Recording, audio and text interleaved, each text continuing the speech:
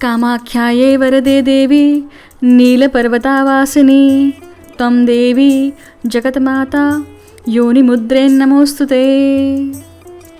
ये कामाख्या का मूल मंत्र है। आज का जो ये वीडियो है ये मैं अपनी यात्रा आप सभी के साथ में शेयर कर रही हूँ।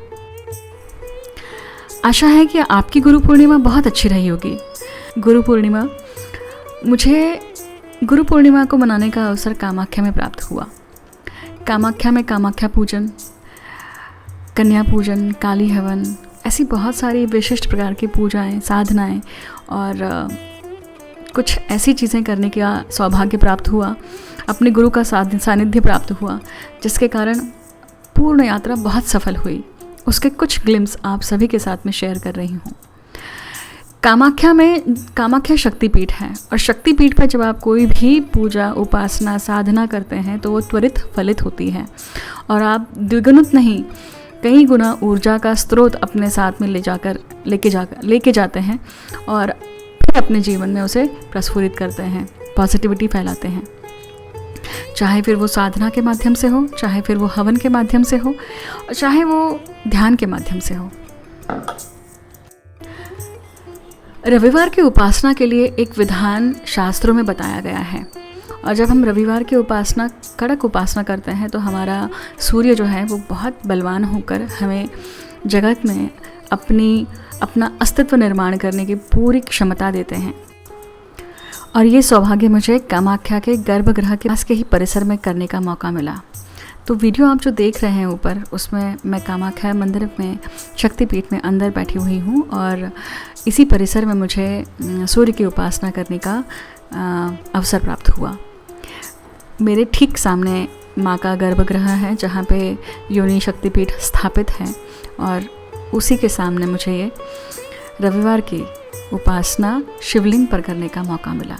अब आप सभी लोग पूछेंगे कि रविवार की उपासना क्या है, सूर्य की उपासना क्या है।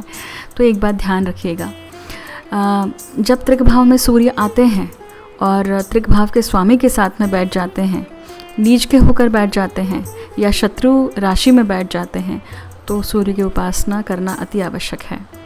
दूसरा, जब आपको सूर्य बलवान करना है अपना, क्योंकि ये दूसरे ग्रहों की ऊर्जा को दबाने के लिए अगर आप उस ग्रह को हाथ नहीं लगाना चाहते हैं तो आप किसी और ऐसे ग्रह को हाथ लगाते हैं, किसी और ग्रह को ऐसा स्ट्रॉन्ग करते हैं जिसके कारण दूसरे ग्रहों की जो किरणें हैं वो कम हो जाती है या उसका जो नेगेटिव इफ़ेक्ट है वो कम हो जाता है। तो एक बात ध्यान रखिएगा कि ये जो उपासना है ये प्रत्येक व्यक्ति के अनुसार अलग पद्धति से ही की जाएगी। आगे बढ़ते हैं, देखते हैं। अब आप जो ऊपर देख रहे हैं इसमें मुझे हवन करने का सौभाग्य प्राप्त हुआ अपने गुरुओं के साथ में और कामाख्या में ही काली पीठ पे मुझे ये सौभाग्य प्राप्त हुआ। ये हवन का आनंद कुछ और ही था, बहुत ही सुंदर अनुभव रहा। हमेशा ही हवन करने का अनुभव बहुत ही अलग होता है क्योंकि हवन की जो ऊर्जा है वो पूर्ण रूप से आपके सभी चक्रों में, 10 चक्रों में प्रवाहित होती है और वो ऊर्जा आप बहुत लंबे समय तक अपने अंदर संचालित करके रख सकते हैं साधनाओं के माध्यम से, कर्मों के माध्यम से। फिर मुझे मौका मिला कोई भी पूजन, कामाख्या पूजन हो या कामाख्या हवन हो, वहाँ पे ये पूजन करने के बाद में कन्याओं का पूजन किए बिना वो जो साधना है या वो जो पूजा है उसका फल पूरी तरह से प्राप्त नहीं होता है। तो ये फल तभी आपको प्राप्त होगा जब आप कन्या पूजन भी करेंगे, अर्थात जब आप कामाख्या जाएं और कामाख्या का पूजन करें या कामाख्या विधि करें या कामाख्या का हवन करें तो उसी के साथ में कन्या पूजन करना अनिवार्य है। ऐसा भी कहा जाता है कि जब कामाख्या आप शक्तिपीठ पे जाते हैं और देवी की विधि करते हैं, देवी की उपासना करते हैं, तो वो यात्रा तब तक सफल नहीं होती है जब तक उनके भैरव के आप दर्शन नहीं करके आते हैं। तो सर्वप्रथम भैरव जाना अत्यंत आवश्यक है।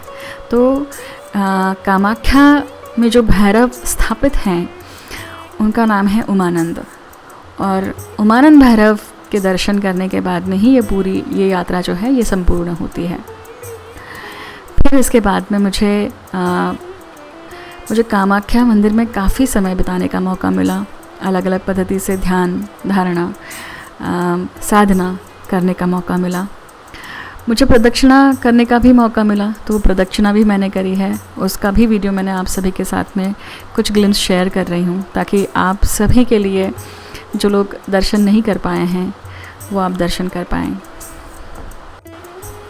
कामाख्या जो स्थान है या कामाख्या देवी का जो मंदिर है या जो ये शक्तिपीठ है, ये तंत्र का गढ़ कहा जाता है। इससे संबंधित कई प्रचलित कथाएं हैं। इससे संबंधित 10 महाविद्याएं जो हैं वो यहाँ पे स्थापित हैं, वास करती हैं।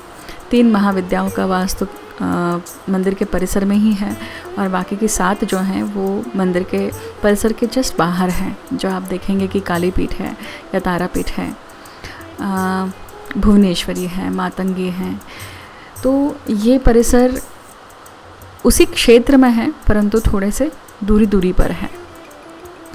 कामाख्या का अपना एक बहुत अलग महत्व है।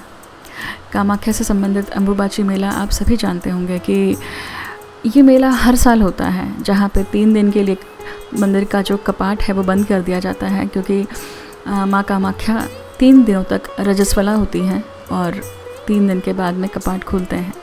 इन 3 दिनों में मंदिर में अगर साइंटिफिकली देखें तो वहाँ पर योनिपीठ कभी भी ड्राई नहीं होता है। इसका अर्थ है कि योनिपीठ में हमेशा मॉइस्चर होता है, कि जब मृत्यु हो जाए तभी ये चीज़ संभव है, अन्यथा जब व्यक्ति में प्राण तत्व है तब तक ये भाग जो है या ये मूलाधार चक्र जो है जहाँ पे विद्यमान है ये, वो हमेशा आपको ड्राई नहीं मिलेगा, वो हमेशा आपको वेट ही मिलने वाला है।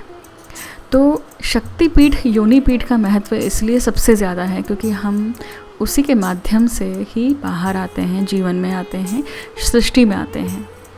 और तो अंबुबाची मेले में इस योनिपीठ पर सफ़ेद कपड़ा रखा जाता है, और 3 दिन के बाद में ये कपड़ा जो है ये रक्त रंजित हो जाता है, लाल रंग का हो जाता है। और इसी प्रकार से वो जो पानी है उस पानी का भी अपना महत्व है। जैसे कामाख्या जल कहा जाता है, या कामाख्या का जो वस्त्र है वो, इन दोनों का ही महत्व अत्यंत इम्पॉर्टेंट है, अत्यंत गहरा है। जब भी आपको मौका मिले तो आप इसे पाने का प्रयत्न करें, और ये अपने पूजा घर में ज़रूर रखें। इस पानी का प्राशन बारी बारी से आप अपनी नेगेटिविटी को दूर करने के लिए भी कर सकते हैं। तो इस पूरे क्षेत्र का अपना अलग ही विशेष महत्व है।